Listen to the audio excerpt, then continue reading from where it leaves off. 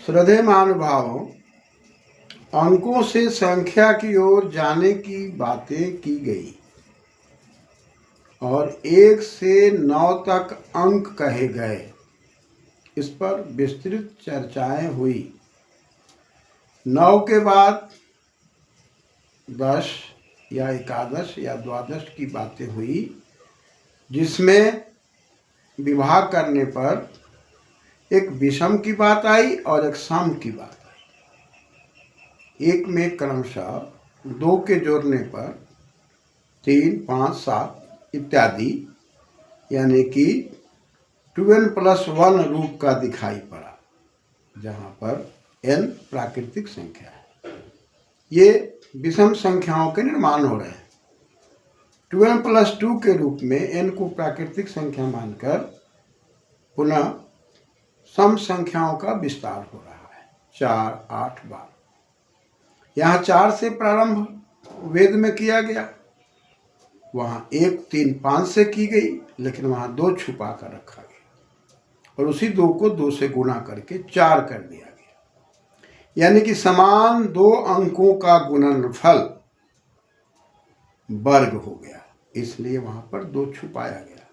2 × 2 4 और वही 2 जोड़कर 4। अतः यहाँ 4 से यज्ञ की विधा से कल्पना की गई कि यह वर्ग की ओर जाना है, और वर्ग का विभाजन करके हम घर परिवार समाज के अंदर एक संस्कार जोड़ते हैं और वर्गीकरण करके किसी चीज का अध्ययन करते हैं। ठीक उसी प्रकार से अंक और संख्या के विस्तार में जहाँ हम लोगों ने विचार किया कि समता है, विषमता है, समति सम, विषमति विषम। जो सम नहीं है वो विषम है, विषम नहीं है वो सम है। और इस क्रम में 2n+1 रूप में और 2n+2 रूप में हमने सम और विषम के विस्तारों पर चिंतन मनन किया। लेकिन जब समान 2 अंकों का गुणनफल हो गया, तब उसको हम वर्गीयते वर्ग की बात की। इन सबको अंग्रेजी की विधा में जब बात करते हैं, उस विधा में हम सम को लेते हैं तो इवन नंबर की बात करते हैं, विषम को लेते हैं ओड नंबर की बात करते हैं। ये क्रम वही है, इसी का केवल अनुवाद हम करते चले जाते हैं।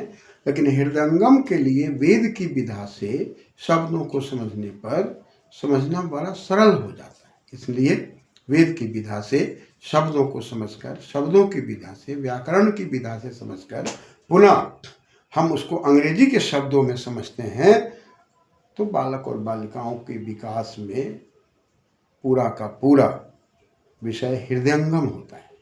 इसलिए हमारा आधार वेद होना चाहिए, व्याकरण होना चाहिए, और इसके आधार पर गणितीय विधा को समझकर पुनः हम अन्य भाषाओं की विधा में इसको समझें।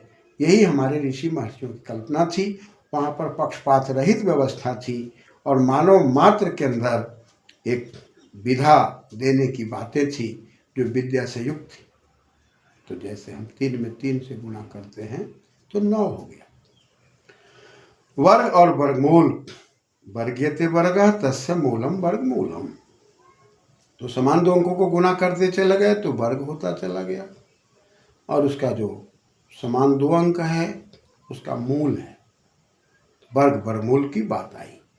इस वर्ग वर्गमूल की बात को यदि हम छात्र और छात्राओं के बीच रखते हैं, 1 से 10 तक हम गिनती की बात रखते हैं, 1, 2, 3, 4, 5, 6, 7, 8, 9, 10। तो इसमें एक पर स्पष्ट है कि 1 में 1 से गुणा करने पर 1 ही हुआ, अतः समान 2 अंक उसका वर्गीकृत हुआ तो 1 ही हुआ। इस बात को समझने से स्पष्ट हो गया कि 1 का वर्ग 1 है और 1 का वर्गमूल 1 है। 2 में कोई बात नहीं दिखाई पड़ी, 3 में नहीं बात दिखाई पड़ी। पुनः हम 4 की ओर जब गए तो 2 में 2 से गुणा किया, समान दोनों अंक है और दोनों समान अंकों को गुणा किया तो गुणनफल उसका हो गया 4। अतः ये वर्ग वर्गमूल की बात यहाँ हो गई, तो 4 को वर्ग कहेंगे, 2 वर्गमूल। फिर 5 पर गए, कोई बात नहीं हुई।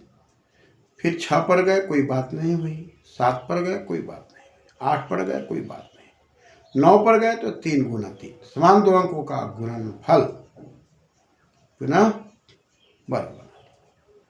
तो ये 3 वर्गमूल और 9 वर्ग हो गया। इसी क्रम में हम बढ़ते चले गए। 10 के बाद गए, 11 में गए, 12 में गए, 13 में गए, 14, 15, 16।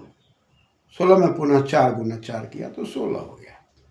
अतः यहाँ पर 16 वर्ग है और 4 वर्गमूल है। इस व्यवस्था से वैदिक गणित में पढ़ने पढ़ाने की व्यवस्था विकसित की गई थी, जिसके आधार पर बच्चों को पढ़ना पढ़ाना बड़ा सरल था। और इसके बाद हम इसमें उसको स्क्वायर रूट की बात हम करते थे। आज दुर्भाग्य यह है कि हम स्क्वायर रूट की बात पहले करते हैं, 1 2 3 की बात पहले करते हैं, लेकिन मातृ की भाषा या पिता की भाषा या समाज की भाषा में बच्चों को हम हृदयंगम कराना पसंद नहीं कर रहे हैं। यहीं से बालक और बालिकाओं के अंदर कहीं न कहीं ह्रास पैदा हो रहा है, कहीं न कहीं एकाग्रता की कमी हो रही है, चिंतन की कमी हो रही है, चित्त के अंदर चंचलता पैदा हो रही है और चित्रों के माध्यम से हम उसको अंतर्मुखी नहीं कर पा रहे हैं। जबकि ये अंतःकरण में चिंतन मनन का ये विषय है। चित्र के द्वारा हम जो योजना बनाते हैं और पढ़ाने की कल्पना करते हैं उसमें चंचलता है।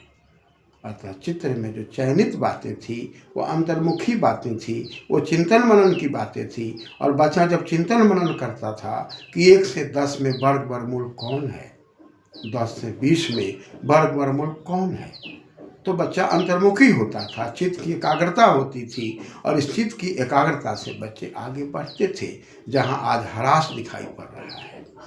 क्योंकि हम बच्चों के अंदर एकाग्रता की बात नहीं करते, जबकि हमारे पूर्वज लोग बालकाल से ही उसको जोड़ने की बात करते थे, अंतर्मुखी होने की बात करते थे और अंतर्मुखी से बहिर्मुखी होने की बात करते थे। इसलिए गणितीय विधा के अंदर हम जो भी चिंतन मनन करते हैं वह वैदिक चिंतन मनन से या पूर्वजों के चिंतन मनन से, चाहे हम कितनी भी भाषाओं का ज्ञान दें, प्रारंभिक जो ज्ञान हमारा है वो मातृभाषा के अंदर है, पितृ के अंदर है, समाज के अंदर है। इस पर चिंतन करते हुए जब आगे बढ़ते हैं तो निश्चित रूप से हमारे बच्चों के अंदर बौद्धिक विकास अत्यंत एकाग्रता के साथ दिखाई पड़ता है। इसी कारण हम खर्च तो बहुत कर रहे हैं, परिणाम उसके अंदर सफलता जो मिल रही है उसके अंदर ह्रास ज़्यादा है और विकास कम है। यदि खेत में कोई किसान 100 गोभी का पौधा लगाता है और उस गोभी के पौधे में से 80 पौधे खराब हो जाते हैं और 20 पौधों की उपलब्धि होती है और हम पुनः उन 20 पौधे को आगे विकसित करके बाकी को हम उपेक्षा कर देते हैं, तो वह पौधे सराहन की ओर जाएगा, दुर्गंध की ओर जाएगा और उसके दुर्गंध से दुर्गंधित समाज कभी भी उज्जवल और भविष्य से युक्त समाज नहीं बनेगा। यही कारण है आज हम बहुत बड़े दायरे में परिवार के ऐसे लोग जिनको सही तरीके से खाने पीने भोजन की व्यवस्था नहीं है, जिनका चिंतन ठीक नहीं है, पारिवारिक उन्नति सामाजिक उन्नति नहीं है, ऐसे बच्चे को हम प्रतियोगिता की दुनिया में ले जा करके उसकी तैयारी ना करा करके और कुछ मुट्ठी भर लोगों को लेकर के आगे बढ़ने की कल्पना कर रहे हैं। परिणाम एक बहुत बड़े दायरे में हम उसको कट कर रहे हैं, उनको ह्रास की ओर ले जा रहे हैं, जो खुरफात की दुनिया में जा रहे हैं। परिणाम हमारा समाज खुरफाती की ओर ज़्यादा बढ़ रहा है। इसलिए बालकाल से ही अधिक से अधिक बच्चों को सरल सहज तरीके से जो हमारे पूर्वज चिंतन मनन करके गणितीय विधा से जोड़ते थे, जहाँ पर उनको एक एक चीज़ को समझाने का प्रयास करते थे, उनका जो आधार होता था वो यज्ञ होता था, योग होता था, चरित्र होता था और माता पिता के आधार पर वो समाज और वंश परंपरा को लेकर चलते थे, जिसके अंदर हम थोड़ी बहुत कमी होती थी और अधिक से अधिक हमारे विकसित होते थे। यदि 100 पौधों में यदि 80 पौधे विकसित होते हैं और 20 पौधे यदि ह्रास होते हैं, तो उस 20 पौधे को भी हम आगे बढ़ाने का प्रयास करते हैं तो हमारा समाज सफल है। लेकिन हम 100 पौधे में 20 पौधे को विकसित करते हैं और 80 पौधे को ह्रास कर ले जा करके उसको दुर्गंध की ओर छोड़ देते हैं, तो वहाँ से समाज का निर्माण अधूरा रह जाता है। इसी प्रक्रिया में आज दुनिया की ओर हम लोग बढ़ रहे हैं, जिसके कारण आज सारी क्रियाकलाप करने के बाद भी, आज सारी व्यवस्था देने के बाद भी ह्रास की ओर है। इसलिए जैसा कि मैंने आपसे कहा, ये वेद के निर्देश हैं कि 1 से 10 में वर्ग वर्गमूल की बात कही गई, 10 से 20 में वर्ग वर्गमूल की बात कही गई, 20 से 30 में वर्ग वर्गमूल की बात कही गई। इसी क्रम में हम 100 तक वर्ग वर्गमूल की बात करेंगे और बच्चे क्रमशः शुरू से ही अधिकांश बच्चे कमज़ोर नहीं रहेंगे।